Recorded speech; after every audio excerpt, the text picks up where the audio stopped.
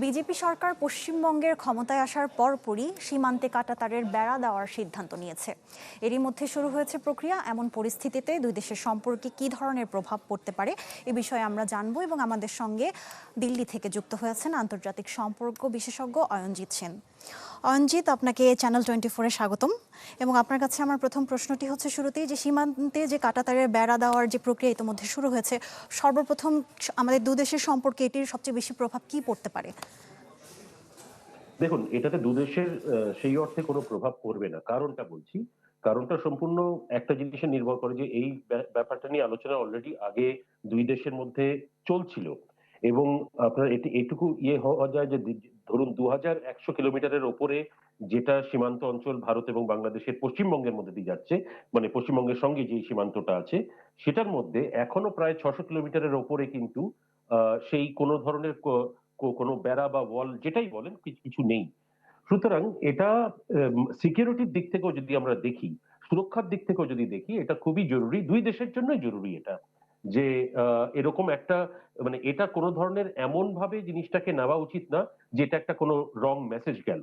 এটা ভারতবর্ষ নিজেদের, কারণ কাজের যেই কাজটা দরকার, প্রথমত হচ্ছে সুরক্ষা, দ্বিতীয় যাতে কোনো ধরনের পশ্চিমবঙ্গে কোনো ধরনের কোনো জনসংখ্যা পরিবর্তন না হয়। এই দুটির দিকে নজর রেখেই এই স্টেপটা নেওয়া হয়েছে বলে আমি মনে করি।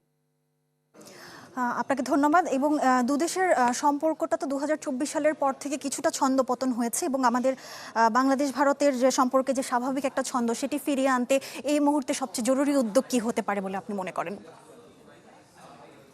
দেখুন, দুই দেশের সম্পর্ক যেটা 2024-এর সেপ্টেম্বরে অগস্টের পর থেকে যেরকম অবস্থা হয়েছিল, এখন অনেক ভালো তার থেকে। এবং আমার মনে হয় যে ট্রেড বলুন, বাণিজ্য থেকে শুরু করে বা দুই দেশের মধ্যে বিশেষ করে সংস্কৃতির দিক থেকে বেশ কটি স্টেপ নেওয়া হয়েছে। এবং আমার মনে হয় যে এটা দু দেশের সম্পর্ককে আরো দৃঢ় করে দেবে। একটু সময় লাগবে, কেননা একটা, যাকে বলে যে একটা খাল যখন কাটে মাঝখানে তখন একটু সময় লাগে সেটাকে আবার বাঁধতে ঠিক করে, সেই অবস্থা দেখতে গেলে সময় লাগবে। তবে আমি আশা করি যে আহ, কিছু কিছু ভাবে যে যে স্টেপ গুলো দুই দেশই নেবে, এবং সেটাতে দুই দেশের সম্পর্কটা ভালো হবে। এবং ভালো হওয়াটা জরুরি আমি যদি দক্ষিণ এশিয়ার ভূ রাজনৈতিক দিক থেকে জিনিসটাকে দেখি তাহলে। অয়নজিৎ সেন, আপনাকে অনেক অনেক ধন্যবাদ আমাদের সঙ্গে যুক্ত হবার জন্য।